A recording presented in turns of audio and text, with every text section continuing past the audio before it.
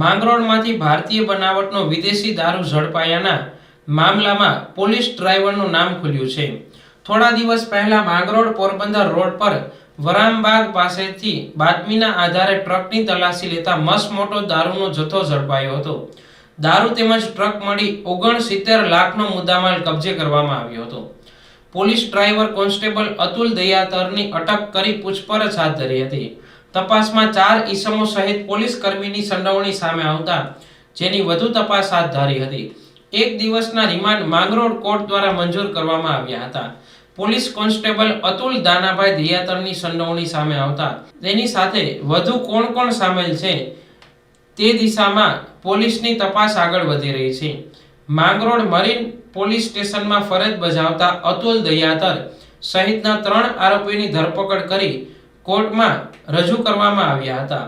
તેની સાથે આ ગુનામાં સંડોવાયેલા બીજા આરોપી અસલમ આમદ પટેલિયા, મિતુલ દાનાભાઈ દયાતર અને દેવસી નથુ નંદાણીયાની ધરપકડ કરાઈ છે. તેને કોર્ટમાં રજૂ કરાતા કોર્ટે 1 દિવસના રિમાન્ડ મંજૂર કર્યા હતા. માંગરોળમાં આવડા મસમોટા દારૂના કેસમાં પોલીસ કર્મચારીની સંડોવણી ખુલતા ભારે ચકચાર જાગી છે. હાલ દારૂ મુદ્દે ગુજરાતમાં વિપક્ષ આક્રમક બની અનેક પ્રકારના આક્ષેપો કરી રહ્યો છે. ત્યારે પોલીસ કર્મીની સંડોવણી સામે આવતા અનેક સવાલો ઊભા થયા છે. જૂનાગઢ રેન્જ આઈજીપી સાહેબશ્રી તથા પોલીસ અધિક્ષક સાહેબશ્રીની સૂચના મુજબ જૂનાગઢ જિલ્લા વિસ્તારમાં ગેરકાયદેસર રીતે કોઈ જુગારની પ્રવૃત્તિઓની બધી દૂર કરવા માટે જે સૂચનાઓ થઈ આવેલી તે અંતર્ગત જૂનાગઢ ક્રાઇમ બ્રાન્ચના પીઆઈશ્રી અને તેમની ટીમને જે માહિતી મળેલી, આ બાતમીના આધારે પોરબંદર માંગરોળ હાઈવે નજીક વરામબાગ પાસે ગઈ તારીખ 4/12/2025ના રોજ એક યુપી પાર્સિંગ રજિસ્ટ્રેશન થયેલો ટ્રક જેમાંથી ભારતીય બનાવટનો વિદેશી દારૂ 48 લાખ રૂપિયાની કિંમતનો મળી આવેલો અને જે ટ્રક ચાલક છે તે ઈસમ સાથે છે એ કબજે કરવામાં આવેલો. આ પ્રોહિબિશન એક્ટ મુજબ ગુનો દાખલ કરવામાં આવેલો. 48 લાખનો દારૂ અને જે ટ્રકની કિંમત કુલ મળીને 69 લાખ રૂપિયાનો જે મુદ્દામાલ છે એ કબજે કરવામાં આવેલો. આ ગુનાની આગળની તપાસ જૂનાગઢ એલસીબી કરી રહેલ અને આ તપાસ દરમિયાન અન્ય 4 શખ્સો છે આ ગુનામાં સંડોવણી સામે આવેલી છે.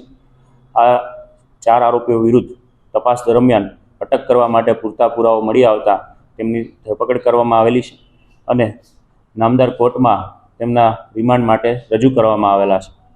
આ પકડાયેલા આરોપીઓમાં અસલમ આમદભાઈ પટેલિયા, મિતુલ દોલુભાઈ દયાતર, અતુલ દાનાભાઈ દયાતર જે માંગરોળ મરીન પોલીસ સ્ટેશનમાં પોલીસ કર્મી તરીકે ફરજ બજાવે છે. અન્ય દેવસી નથુભાઈ નંદાણીયા. આ 4 આરોપીઓની ધરપકડ કરી અને હાલ તેમને રિમાન્ડ માટે નામદાર કોર્ટમાં રજૂ કરવામાં આવેલા છે. આગળ આ ગુનાની તપાસ શરૂ છે. પોલીસ કર્મચારીની કઈ રીતની સંડોવણી હતી અને આખો આ કઈ રીતના પર્દાફાશ થયો? જૂનાગઢ ક્રાઇમ બ્રાન્ચના પીઆઈશ્રી અને તેમની ટીમને જે હકીકત મળેલી તેમના આધારે આ ટ્રક પકડાયો. ત્યારબાદ જે ટ્રકનો ચાલક છે તે આરોપીના ઇન્ટ્રોગેશન, તેમની પૂછપરછ દરમિયાન અને ટેકનિકલ સોર્સિસ અને હ્યુમન સોર્સિસના આધારે જે હકીકતો સામે આવેલી તે મુજબ આ પોલીસકર્મી અતુલ દયાતર અને અન્ય 3 જે પકડાયેલા આરોપી, આ 4 એકબીજા સાથે મળી અને આ પ્રકારનું કૃત્ય કરેલાનું હાલ છે એ તપાસ દરમિયાન સામે આવી રહેલું છે. આ દિશામાં ઊંડાણપૂર્વકની તપાસ શરૂ છે. અન્ય આ જે મુદ્દામાલ છે ક્યાંથી મંગાવેલો છે અને આ સિવાય અન્ય કોઈ આરોપીઓ સંડોવાયેલા છે કે કેમ તે વિગતવારની તપાસ કરી રહેલ છે.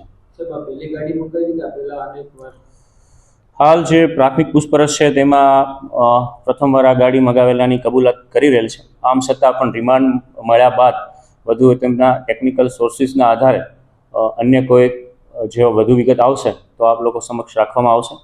સાથે સાથે અન્ય પણ જે પોલીસ કર્મીઓ છે તેમના માટે પણ આ ચેતવણીરૂપ કિસ્સો છે કે આ પ્રકારનું કૃત્ય કોઈ કરશે, જો તેમની ક્રિમિનલ બેદરકારી હશે અને ગુનાહિત કૃત્ય હશે તો તેમના વિરુદ્ધ છે એ ફોજદારી રાહે કાર્યવાહી કરવામાં આવશે અને જો ખાતાકી કોઈ બેદરકારી દર્શાવશે તો તેમના વિરુદ્ધ છે એ ખાતાકી રાહે પગલાં લેવામાં આવશે.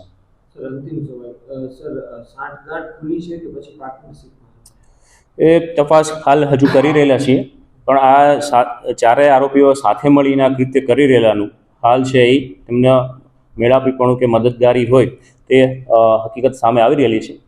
છતાં આમના રિમાન્ડ બાદ છે એ વધુ પોલીસ દ્વારા છે આગળની તપાસ કાર્યવાહી કરવામાં આવશે. જે તેમના મોબાઈલ છે તે FSLમાં મોકલવાની અને અન્ય કામગીરી છે હાથ ધરવામાં આવશે. હા, આ ચારેયને ધરપકડ કરવામાં આવેલી છે અને કોર્ટમાં રિમાન્ડ માટે રજૂ કરેલા છે.